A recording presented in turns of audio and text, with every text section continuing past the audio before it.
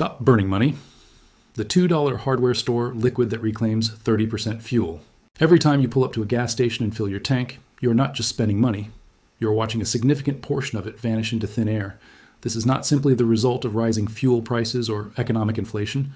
The real cause is something far more technical and far more preventable: incomplete combustion. Studies and engineering data reveal a startling truth. Between 25 and 35% of every gallon of fuel you purchase never actually reaches your wheels as usable energy. Instead, it escapes your engine as unburned hydrocarbons, black smoke, and stubborn carbon deposits that coat your engine's interior over time. You are effectively throwing away 1/4 of every dollar you spend at the pump. There exists a simple, inexpensive liquid solution, available at virtually any hardware store for around $2, that has been documented to improve fuel combustion efficiency. It is not a new invention. It has existed for decades, yet it remains largely absent from mainstream conversation, particularly in spaces controlled by the fuel retail industry. What makes this situation particularly striking is that engine inefficiency, at this scale, does not appear to be purely accidental. Engineers have long understood the mechanics of complete combustion. When a system continues to underperform in a way that consistently increases fuel consumption, one must ask whether that inefficiency serves a commercial purpose, ensuring that consumers return to the pump more frequently and spend more each time they do. The 1958 Detroit secret. Detroit, 1958. America's auto industry was booming, highways were expanding, and cheap gasoline powered a new era of speed and innovation. During this time, aerospace engineer Dr. Garrett was working on an experimental project focused on improving engine efficiency and reducing mechanical buildup inside fuel systems. While testing different chemical compounds to clean stubborn carbon deposits, Garrett began experimenting with acetone. What started as a simple cleaning trial soon revealed something unexpected. Engines running with small amounts of acetone mixed into fuel appeared to produce smoother combustion and better fuel atomization.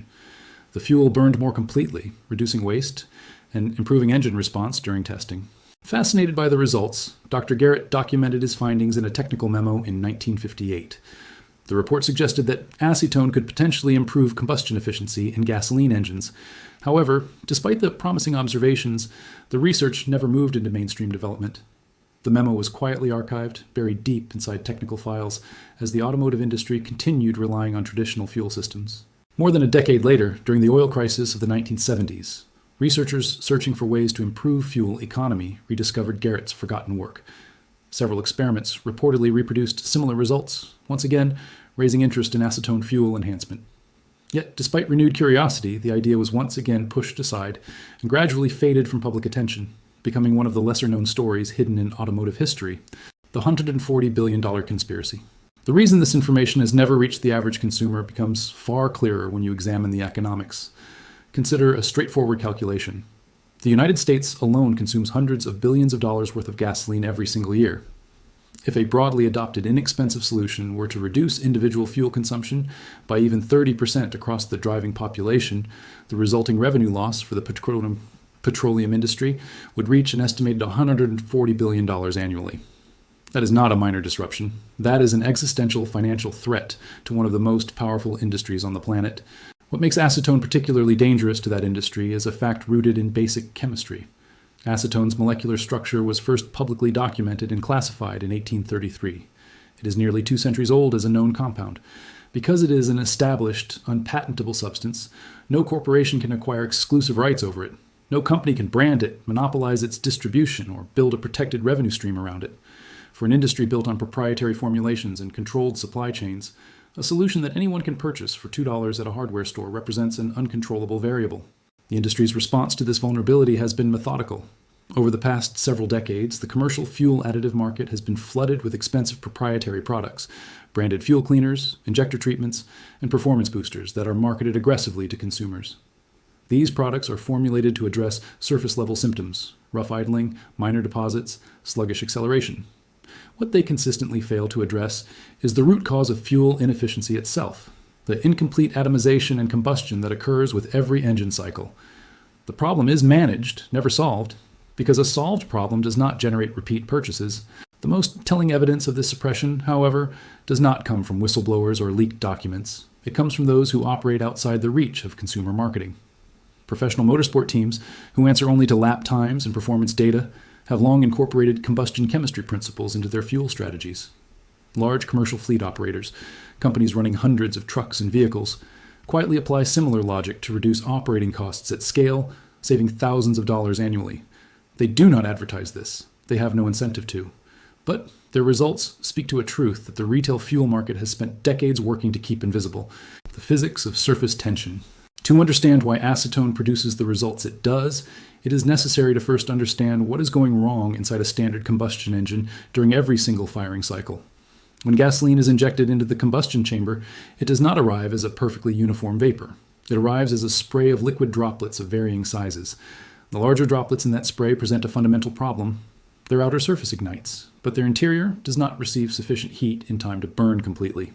Those unburned cores exit the engine as hydrocarbons, as visible smoke, and as the carbon deposits that accumulate on pistons, valves, and cylinder walls over thousands of miles. You're paying for fuel that is physically incapable of burning completely under standard conditions. This is where the chemistry of acetone becomes directly relevant. Fuel, like all liquids, possesses a property known as surface tension, the internal molecular force that holds liquid droplets together and determines their size. Acetone, when introduced into gasoline in small concentrations, acts as a surface tension reducer. It disrupts the molecular cohesion of the fuel droplets, causing them to break apart into a significantly finer mist before and during ignition. The result is a combustion chamber filled with smaller, more uniformly distributed fuel particles, each one capable of burning more completely during the available ignition window. The thermodynamic consequence of this finer atomization is measurable and documented. When combustion is more complete, a greater percentage of the chemical energy stored within the fuel is successfully converted into mechanical energy, the force that actually moves the pistons and drives the vehicle forward. This improvement is captured in what engineers refer to as brake thermal efficiency, the ratio of useful work extracted from the fuel relative to its total energy content. Even modest improvements in this ratio translate directly into fewer trips to the fuel pump, lower operating costs, and reduced exhaust emissions over time. Beyond the immediate efficiency gains, acetone performs a secondary function that compounds its value over extended use. As a solvent, it gradually dissolves and dislodges the carbon deposits that have accumulated inside the engine from years of incomplete combustion. These deposits, left unaddressed, restrict airflow, interfere with valve seating, reduce compression consistency, and accelerate wear on precision engine components. By progressively clearing this buildup, acetone does not merely improve current combustion. It begins to restore the engine closer to the performance tolerances it was originally engineered to maintain, effectively extending the functional life of the engine itself. The forbidden protocol. Before applying any of the principles discussed in this series, it is essential to understand that precision matters. The effectiveness of acetone as a combustion enhancer is entirely dependent on using the correct product in the correct concentration. What you are looking for at any hardware store or general retail outlet is a bottle labeled 100% pure acetone.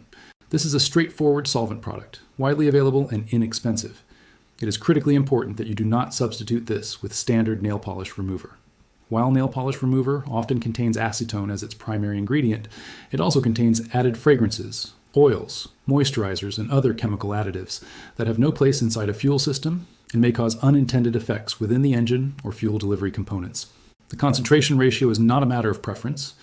It is a matter of engineering. The documented and consistently referenced ratio is 2 ounces of pure acetone per 10 gallons of gasoline. This proportion is sufficient to meaningfully reduce fuel surface tension and improve atomization without introducing an acetone concentration high enough to affect fuel system materials, rubber seals, or sensor calibration. Exceeding this ratio does not produce proportionally better results. It introduces unnecessary chemical stress on components that were not designed with high acetone exposure in mind. More is not better. Precision is better. The application process itself is straightforward and requires no mechanical skill or tools. At the time of refueling, add the measured amount of acetone into your fuel tank first, before the gasoline is pumped in. The sequence is intentional. The incoming flow of gasoline from the pump acts as a natural agitator, thoroughly mixing the acetone throughout the fuel as the tank fills. This ensures a uniform distribution across the entire fuel supply, rather than a concentrated pocket of solvent sitting at the bottom of the tank. The process takes seconds and requires nothing beyond a measuring cap or small measuring tool to confirm your 2-ounce quantity accurately. There are specific cautions that must be observed before proceeding.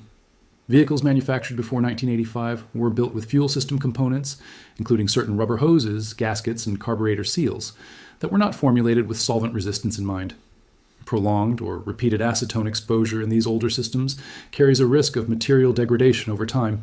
If your vehicle falls within this age range, Consultation with a qualified mechanic familiar with your specific fuel system composition is strongly advisable before introducing any solvent-based additive. Additionally, acetone is a highly flammable substance. It must be stored away from heat sources, open flames, and direct sunlight, and handled in well-ventilated conditions at all times. Consider the arithmetic of what has been presented across this entire series.